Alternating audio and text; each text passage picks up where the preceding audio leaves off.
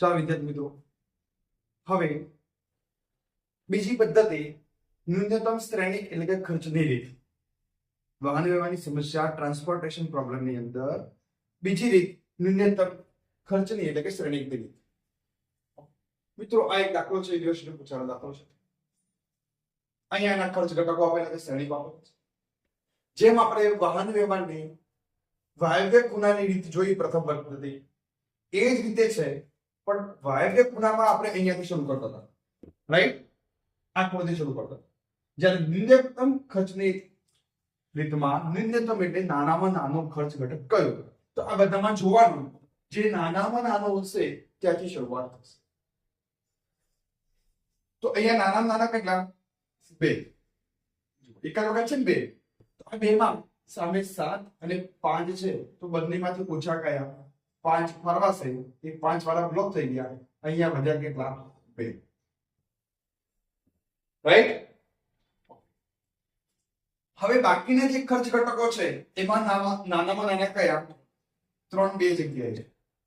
તો અહીંયા 3 છે, ત્યાં 2 અને 2 2 ફાળવી શકાય છે. જ્યારે આ 3 છે ત્યાં 3 અને 6 એટલે 3 ફાળી શકાય છે. તો અહીંયા 3 ફાળી શકાય છે, જ્યારે અહીંયા 2 ફાળી શકાય છે. તો આ બંનેમાં વધારે ક્યાં ફાળી શકાય છે? અહીંયા 3 વધારે ફાળી શકાય છે 2 કરતા.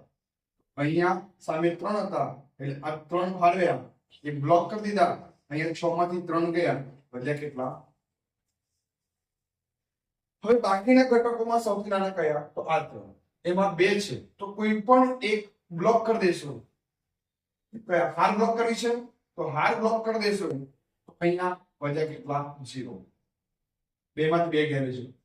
હવે આ 3 માં સૌથી નાના કયા? 5. તો 5 ની સામે અહીંયા 3 અને 10 છે, બંનેમાંથી ઓછા કયા? આ બ્લોક થઈ ગયા. 10 માંથી 3 ફાળવ્યા, વધ્યા કેટલા? 7. આ બંનેમાંથી ઓછા કયા? 7. 10 છે, તો અહીંયા 7 અને 7 છે. જો મિત્રો 7 અને 7 છે, તો બંનેમાંથી કોઈ પણ એક 7 લઈ. ઓકે, તો આ 7 લીધા, તો અહીંયા વધ્યા કેટલા? 0. ખ્યાલ આવી ગયો? કેટલા વધ્યા? 0. તમે એમ કહો સાહેબ ના મારે તો ઉભા લેવા છે આમાં, તો પણ તમે આ લઈ શકો છો. જો તમે અહીંયા આ ઉભા કરો તો અહીંયા વધ્યા કેટલા? 7 હતા ને પેલા, 7 માંથી વધ્યા કેટલા? 0. તો પછી અહીંયા વધ્યા કોણ? 13. તો 13 0. ઓકે, હવે આપણું m + n - 1 જોઈએ તો 3 હાર અને 4 સ્તંભ, એટલે 4 + 3 - 1 કેટલા? 6 સ્ટેપ થવા. ચેક કરીએ. 5 × 3 વત્તા 10 × 7 વત્તા 13 × 0 વત્તા 2 × 5 વત્તા 3 × 2 વત્તા 3 × 3. 5 × 15 70 0 10 6 અને 9. સરવાળો આ 3 અને 3 6 થઈ ગયા. સરવાળો કેટલો થાય છે? ફટાફટ બોલો. 110. આન્સર જોઈ લો. આવી ગયો 110. ઓકે મિત્રો, તો વાયવ્ય ખૂણાની અંદર આ અહીંયાથી શરૂઆત થશે અને ન્યૂનતમ ખર્ચની અંદર જે નાનામાં નાનું છે ત્યાં શરૂઆત થશે. તો તમને ત્યાં એક પ્રશ્ન થાય કે સર નાનામાં નાની કિંમત 2-4 વખત હોય, 2 અથવા વધારે વખત, તો શું કરવાનું? તે જેટલી વખત હોય બધામાં ચેક કરવાનું અને એમાં પણ વધારે જ્યાં ફાળવી શકાતા હોય એ લેવાના. જેમ અહીંયા 3 હતા, અહીંયા પણ 3 હતા, તો પહેલા આપણે આ 3 લીધા, કારણ કે અહીંયા 3 ફાળવી શકાતા હતા અને અહીંયા 2 ફાળવી શકાતા હતા. એ પહેલા આપણે આ 3 લીધા, પછી એ 3 લેવાના. એમાં પણ એક ત્રીજો સવાલ થાય કે સર નાનામાં નાની સંખ્યા 2 કરતા વધારે વખત હોય અને એમાં પણ કોઈ સંખ્યામાં સમાન ફાળવી શકાતા હોય તો શું કરવાનું? તો મિત્રો તમે સ્વતંત્ર રીતે સ્વૈચ્છિક કોઈ પણ એક કિંમતને લઈ શકો છો, ખર્ચ ઘટકને. ક્લિયર? બીજા દાખલા જોઈએ આપણે હવે.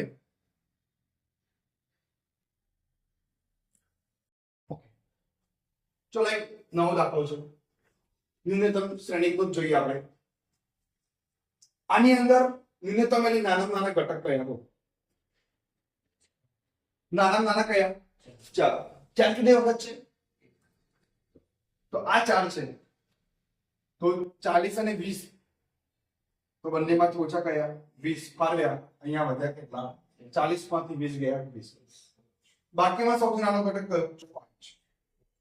અહીંયા 30 અને 20 છે, તો 20 ફરવાશે, 20 વાળા બ્લોક, અહીંયા વધ્યા કેટલા? 10. બાકીનામાં સૌથી નાનો ઘટક કયો? 6. અહીંયા 10 અને 50 છે, 10 ફાળવ્યા, વધ્યા કેટલા? 40. સૌથી નાનો ઘટક કયો?